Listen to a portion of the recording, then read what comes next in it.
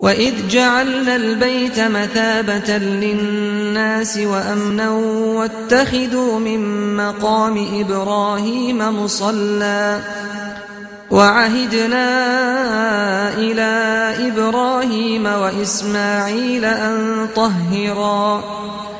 أَن طَهِّرَا بَيْتِيَ لِلطَّائِفِينَ وَالْعَاكِفِينَ وَالرُّكَّعِ السُّجُودِ. بسم اللہ الرحمن الرحیم. الحمدللہ رب العالمین وصلی اللہ علی محمد وآلہ الطاہرین ولعنۃ اللہ علی اعدائہم اجمعین. موضوع گفتگو اعتکاف، اور ہماری اس گفتگو کا عنوان ہے زمان اعتکاف، یعنی اعتکاف کن دنوں میں رکھا کیا جا سکتا ہے اور اعتکاف کی کم سے کم مدت کیا ہے.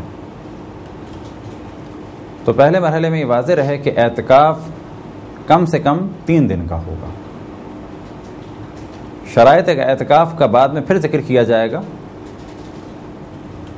شرائط میں سے ایک شرط یہ ہے کہ اعتکاف کرنے والا روزے سے ہو.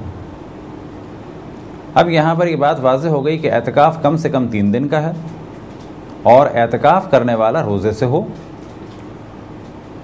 اور یہ بات واضح رہے کہ سال میں کچھ ایام ایسے ہیں کہ جن میں روزہ رکھنا حرام، اور انہی دنوں میں سے ایک دن ہے عید الفطر کا اور ایک دن ہے عید الاضحیٰ کا. بس اتنا واضح ہو گیا کہ اعتکاف صرف ان دنوں میں نہیں رکھا جا سکتا کہ جس میں روزہ رکھنا حرام ہے. بس نتیجہ یہ نکلا کہ اعتکاف پورے سال میں کبھی بھی کیا جا سکتا ہے.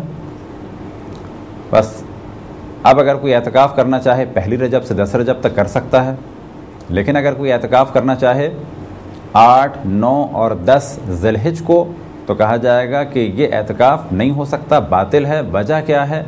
وجہ یہ ہے کہ کم سے کم اعتکاف 3 دن کا ہے، اور ایسا شخص کہ جو 8، 9 اور 10 ذی الحجہ کو اعتکاف کرے تو اس کا نتیجہ کیا ہوگا کہ تیسرا دن اس کا عید الاضحیٰ کا دن ہوگا، اور اس دن روزہ رکھنا حرام ہے، اور کیونکہ روزہ رکھنا حرام ہے تو اس کا اعتکاف نہیں ہو سکتا.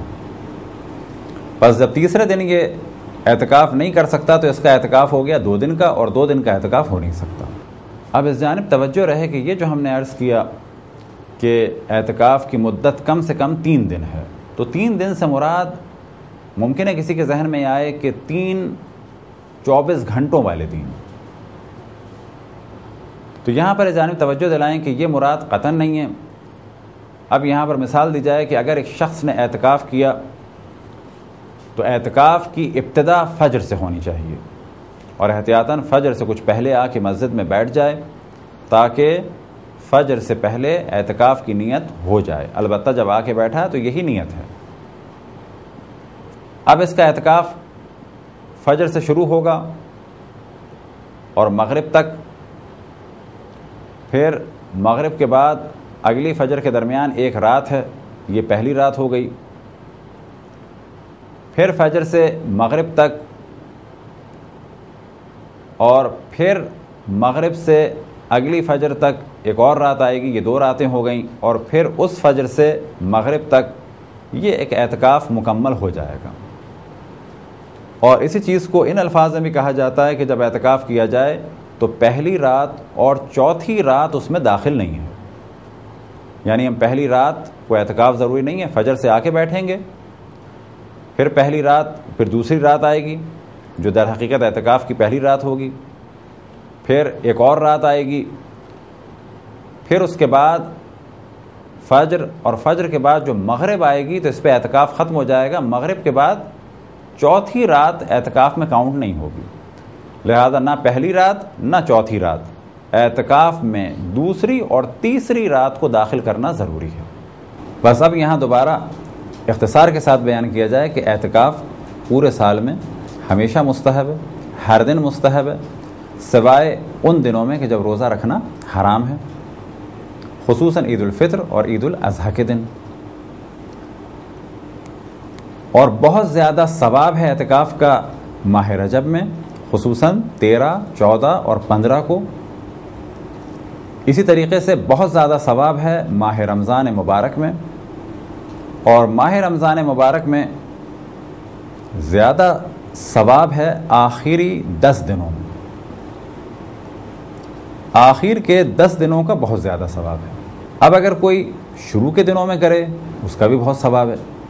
اور جو روایت ہم نے بیان کی کہ اگر کوئی ماہ رمضان میں 10 دن اعتکاف کرے تو اس کا ثواب کیا ہے؟ 2 حجوں اور 2 عمروں کے برابر. لیکن کب کہ جب آخر شہر رمضان میں ہو، یعنی آخر میں ہو تو اس کا زیادہ ثواب ہے. لیکن اگر شروع کے 10 دنوں میں کریں تو بھی اس کا بہت زیادہ ثواب ہے، 2 حج اور 2 عمرے کے برابر. تو یہ ایک مختصر سی گفتگو تھی زمان کے بارے میں، اور زمان ہی کے ساتھ ساتھ بعض اور شرائط کا بھی ذکر ہو گیا. البتہ دیگر شرائط کی جانب توجہ رہے.